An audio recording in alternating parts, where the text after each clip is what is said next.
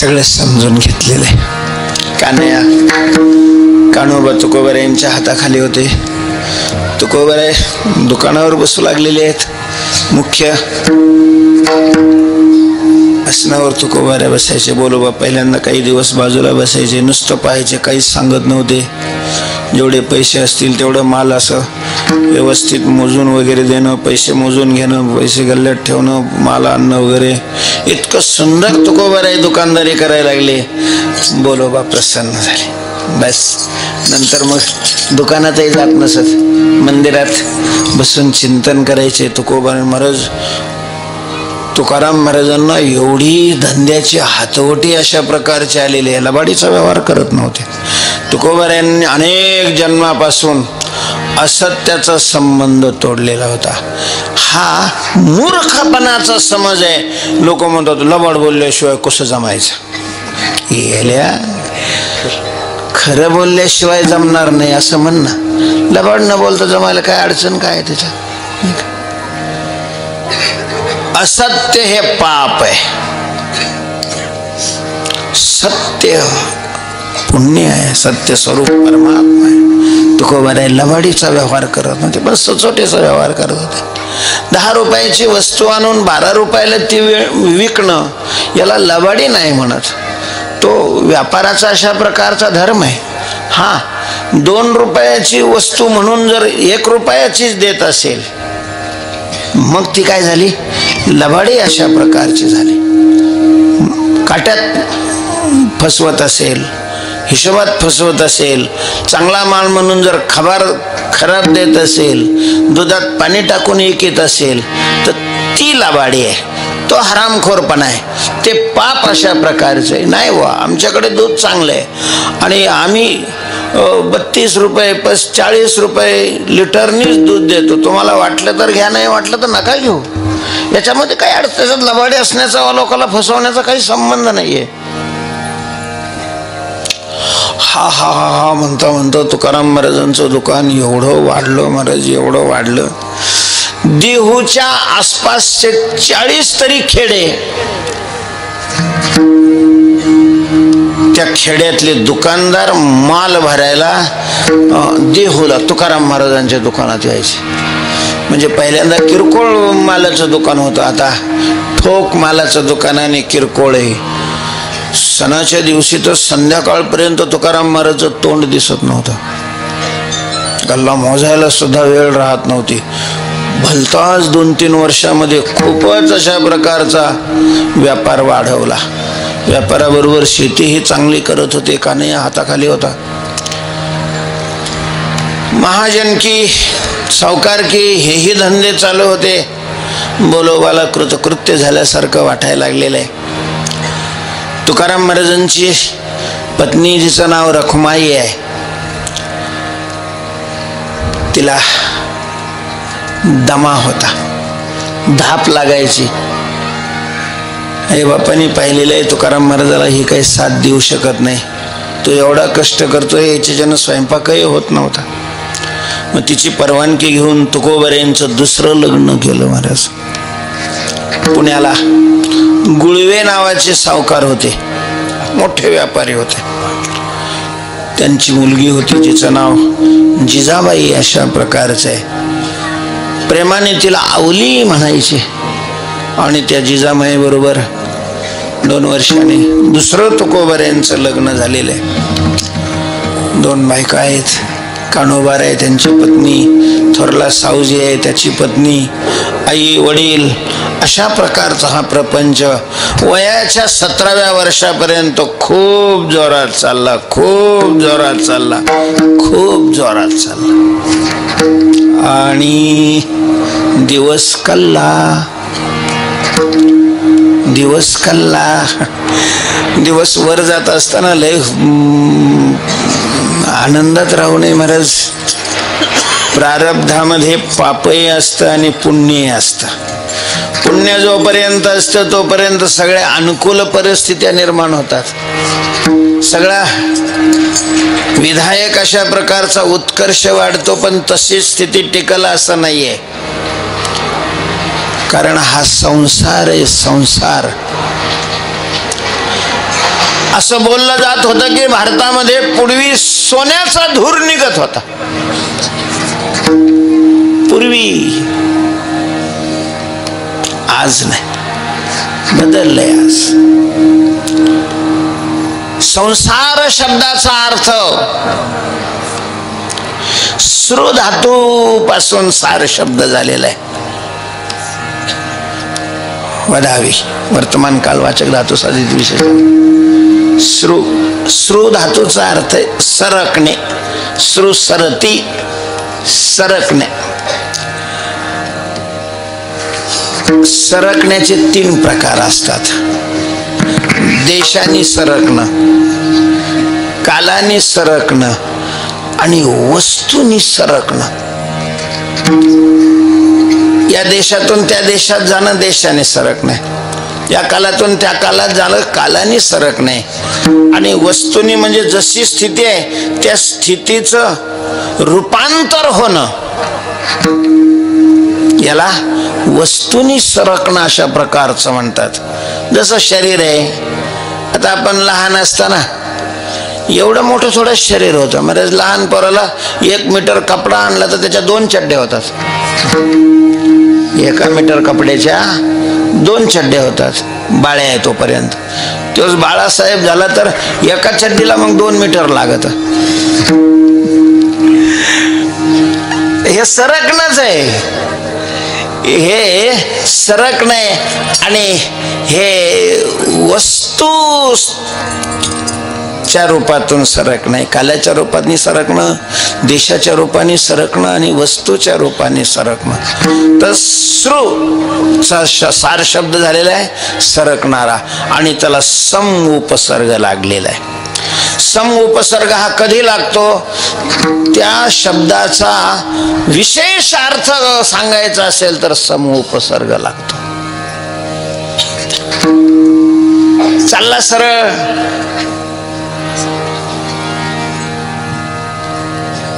आणि मग एकाने अरे ये ना चहा घे ना, चहा प्यायला मिळाला, माणसाला प्रसन्न वाटतं नाही का? त्याला तोष म्हणतात. आणि एखाद्याने बोलवलं, अरे काय बैस, सप्ताह चालू आहे आमच्या गावामध्ये, आमची पंगत आहे बैस, आणि बालाजीचा बेत ताटामध्ये, तर मग त्याला नुसतं तोष नाही, मग संतोष होतो. त्याला सम उपसर्ग लागतो, है की नाही? चालला, गाडी मिळावी म्हणून पळत गेला, पण जायच्या अगोदर 5 मिनिटात गाडी काय झाली, निघून गेली. ताप होतो, काय ताप झाला बुवा, एवढी घाई करून आलो पण गाडी काही मिळाली नाही. आणि पुढे गेलो नंतर तर गाडी तर मिळाली नाहीच नाही, पण कटकटी झाल्या, त्याचं सामान कोणतरी चोरून नेलं, आणि मग म्हणतो ताप नाही, संताप झाला. सम उपसर्ग कधी लागतो याच्याकरता तुम्हाला सांगितलं. असा बांधाने चालला आणि चाल म्हणायला लागला, काय करतो, गीत गातोय म्हणे. पण मंदिरामध्ये टाळ पकवाज, आणखीन भजनी पेटी वगैरे, आणि मग भजन सुरू केलं, त्याला गीत नाही म्हणत, संगीत म्हणतात. सम उपसर्ग. बाचाबाची झाली, का हो काय झालं, काय नाही म्हणले, घर्षण झालं थोडं, पण हाणामारी झाली, मग घर्षण नाही संघर्ष झाला म्हणतात.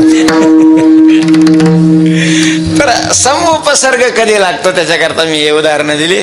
तसं सार शब्दाला सम उपसर्ग लागून संसार म्हणजे जो बदल होतो तो इतक्या उत्कृष्ट रीतीनं बदल होतो. हा बदल झालेला आहे, हा ज्याच्यात बदल झाला त्याच्याही लक्षात येत नाही. कधी कधी लहानपणी पाहिलेलं असतं, मग 4-5 वर्षांनी भेटल्यावर हा मोठा, खरं एवढा मोठा झाला तो आता, मग तो काही 5 वर्षांनी एकदम मोठा झालेला आहे का? नाही, वर्षाच्या वर्षाला झाला ना, नाही महिन्याच्या महिन्याला झाला, नाही दिवसाच्या दिवसाला झाला, नाही हो, प्रत्येक क्षणाला तैसीच याची स्थिती नासत जाय क्षणोक्षणाप्रती, म्हणून येया ते म्हणती अश्वत्थः. संसार म्हणजे स्थितीत बदल बदल बदल बदल बदल अशा प्रकारचा बदल होत राहणं. संसारामध्ये बदल होतो. किती बदल झालाय बाप बाप बाप बाप बाप बाप. माझ्या आयुष्यात आता 70-69 वय आहे. मी पाहतोय, मला कळतंय तसं किती बदलत चाललंय, किती बदलत चाललंय. बरेच पूर्वी कीर्तन करावं लागायचं ना, आम्हाला सुद्धा जावं लागायचं ना कीर्तन. आता पहा ना किती थाट आहे, किती माईक आहेत, ते पुढं ते आजची परिस्थिती आहे.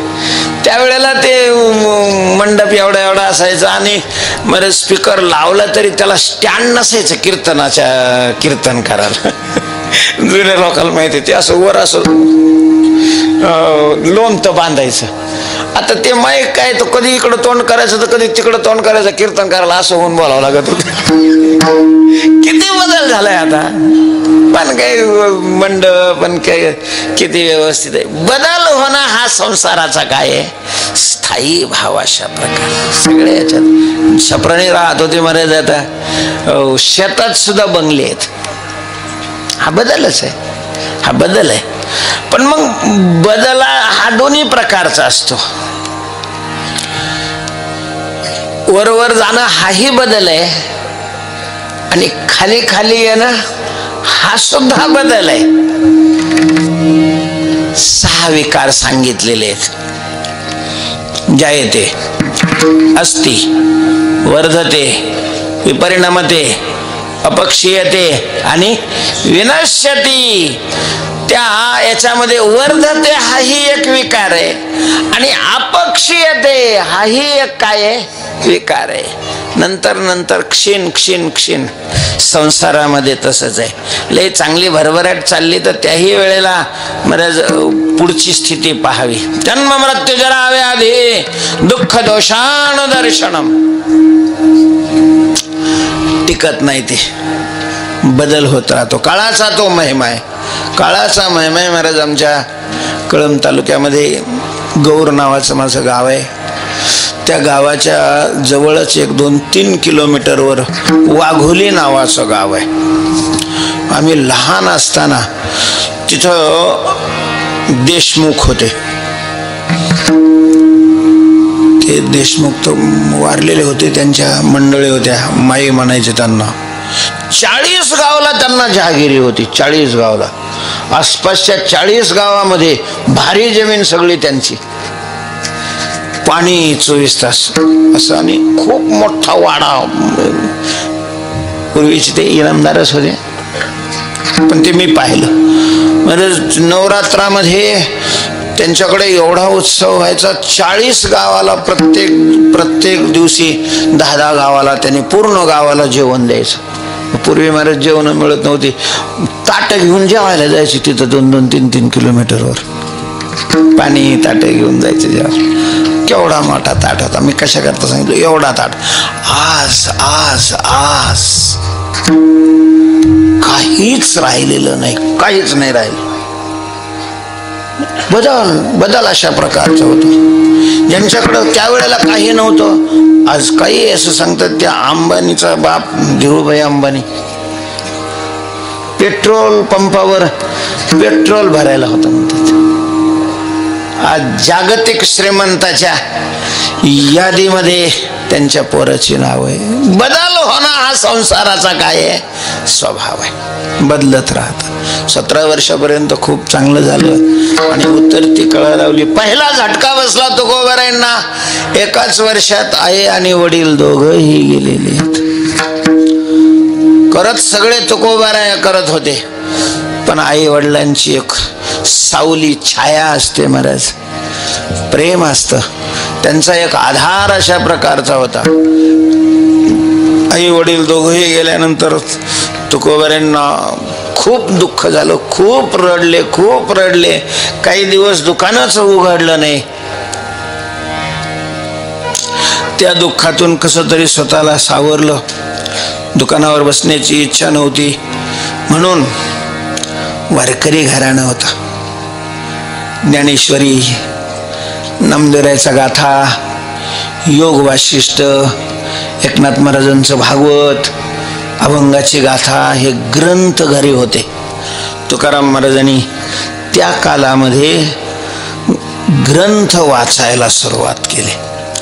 आतापर्यंत नुसते नमस्कार करत होते, वाचायला सुरुवात केली आणि वाचत असताना चित्त स्थिर करून त्याचा अर्थ समजून घ्यायला सुरुवात केली. आणि मग त्या ग्रंथातून त्यांच्या लक्षात आलेलं आहे, बैसता संतांचे संगती कळाले कमळापती आपुले कोणी निश्चय चित्ती दृढ झाला. बैसता संतांचे संगती कळाले कमळापती आपुली कोणी नवती. निश्चय चित्ती दृढ झाला. बैसता संतांचे संगती कळू आले कमळापती आपुले कोणी नवती. निश्चय चित्ती दृढ झाला. बैसता संतांचे संगती कळू आले कमळापती आपुले कोणी नवती. निश्चय चित्ती दृढ झाला. संतांची संगती बैसता. संतांची संगती, सत्संग शब्दाचा अर्थ आहे महाराज तुकोबऱ्यांची संगती म्हणजे गाथ्याची संगती. अभंगाच्या द्वारा तुकोबराय आपल्याशी बोलतात. योग्य काय आहे, अयोग्य काय आहे, हित काय आहे, अहित काय आहे, पाप काय आहे, पुण्य काय आहे, कर्तव्य काय आहे, अकर्तव्य काय आहे, याचं प्रत्यक्ष ज्ञान तुकोबराय आपल्याला बसून सांगतात. असं वाटावं अभंग वाचताना. एकतर अभंग वाचतच नाही कोणी. जे वाचतात, पाठ करतात, ते आपल्या करता अभंग आहे असं वाटतच नाही, ते दुसऱ्या करता आहे असंच वाटतं. कीर्तनकाराला अभंग दुसऱ्याला सांगण्याकरता ही धारणा झालेली आहे. त्या अभंगातून आपण काही घ्यावं असं नाही. रज्जू सर्पाकार अशा प्रकारचे वेदांत सांगणारे जास्त गबाळ गोळा करतात. रज्जू सर्पाकार भासयले जगदंबर, हे दुसऱ्या करताय. चालीवालेंना तर फक्त ते चाली करताच अभंग असतात, त्याची काही अडचणच नाहीये. माग बरेच वेळेला फोन यायचे मला, महाराज काही पाणी उजवायचे, कोणता अभंग घ्यावा, 10व्याचा कार्यक्रम आलाय, कोणता अभंग घ्यावा. आता मी जरा जास्त जाहीर बोलायला लागल्यामुळे आता नाही कोणाच येतच फोन. तर माझं हे सांगणं आहे की तुकाराम महाराजांनी कीर्तनकाराची पोट जाळण्याकरता गाथा लिहिलेलाच नाही. तुकाराम महाराजांनी कल्याणाकरता गाथा लिहिलेला आहे. हितावरी यावे कोणी बोलिलो या भावे. अभंग वाचावे, त्याचा अर्थ समजून घ्यावा आणि त्याप्रमाणे हिताच्या साधनावर आरूढ व्हावं आणि हित कल्याण करून घ्यावं, त्याच्याकरता अभंग लिहिलेले आहेत. त्याच्यामुळं मग मौन असलं तर कोणता अभंग घ्यावा असं काही गाथ्यात प्रकरण नाही. आमचे हेले पिऊन मेलेल्याच्या पोरांनी जरी कीर्तन ठेवलं तरी आजसाठी केला होता टास एवढा अभंग घेतात. एवढा 10व्याचा अभंग आहे, त्याचा शेवटचा दिवस गोड झालाय. हा, याला दक्षिणा मिळाली तर याचा शेवट गोड झाला असेल, त्याच्यासाठी केला होता 8 तास, हे ठीक आहे.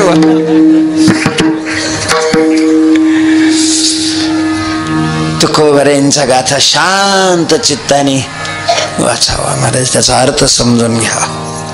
तुकोबऱ्यांच्या संगतीत आहे. ज्ञानेश्वरीचं चिंतन करायला लागलं तर ज्ञानोबऱ्यांच्या संगतीत आपण असतो. भागवत वाचायला लागलो अर्थासह तर नाथ महाराजांच्या संगतीत आहे. आणि या संतांच्या संगतीत गेल्यानंतर लक्षात येतं बैसता संतांची संगती कळो आली. विवेक जागा होतो माणसाच्या मनातला. विवेक महाराज काही नाही मिळावं, विवेक जागा व्हावा. भगवंताने कृपा करावी, ज्ञानोबाने कृपा करावी आणि सगळ्यांच्या चित्तात असणारा विवेक जागा. आज सगळ्यात मोठा दुष्काळ जर कोणता असेल तर विवेकाचा दुष्काळ आहे, पैशाचा दुष्काळ नाही. अन्नधान्याचा सगळीकडे दुष्काळ नाहीये, कुठं काही ठिकाणी असेल. विवेकाचा मात्र सगळीकडं दुष्काळ दिसतोय, सगळीकडं दुष्काळ. विवेक म्हणजे काय हो? तेच ना. मग विवेक म्हणजे काय आहे हे कीर्तनकारालाही कळू नये. विवेक कशाला म्हणतात हे 70 वर्षाच्या डंगऱ्याला समजू नये. विवेक कशाला म्हणतात हे श्रीमंतालाही कळू नये. एवढा दुष्काळ आहे विवेकाचा. विवेक. ज्ञानोबऱ्यांना कोणतरी विचारलं, माऊली ज्ञानेश्वरी लिहिण्याचा तुमचा हेतू काय? ज्ञानोबा म्हणतात, फिटो विवेकाची वाणी. हो काना मनाजिनी देखो आवडे तो खानी ब्रह्मविद्येची. विवेकाची वाणी फिटो. विवेकाचा जो उणीव आहे, कमतरता आहे, दुष्काळ आहे, तो दुष्काळ कमी व्हावा. विवेकाचा दुष्काळ कमी व्हावा महाराज. नाही विवेक, नाही विवेक असं लक्षात येतं. संतांच्या विवेकाची व्याख्या पाहिली तर म्हटले विवेक शब्दाचा अर्थ काय? विविनक्ती ती विवेका. विवेक ही शक्ती आहे, ती बुद्धीमध्ये आहे आणि ती शक्ती तो एक चष्मा आहे, ती एक दृष्टी आहे. त्या दृष्टीनं जगताकडे पाहिलं की विनाशी आणि अविनाशी यांच्यात पृथक्करण दिसतं. चांगलं काय आहे, वाईट काय आहे कळतं. चेतन काय आहे, अचेतन काय आहे हे कळतं. सुख प्राप्ती करून देणार काय आहे, दुःख प्राप्ती करून देणार काय आहे हे अचूक अशा प्रकारचं समजतं. सार असार यांची निवड ज्याच्यामुळे होते त्याचं नाव विवेक आहे. विवेक. ज्ञानोबाऱ्यांनी ज्ञानेश्वरीमध्ये 4-5 ठिकाणी हा विषय आणलेला आहे आणि तेच दृष्टांत दिलेले आहेत विवेकाकरता.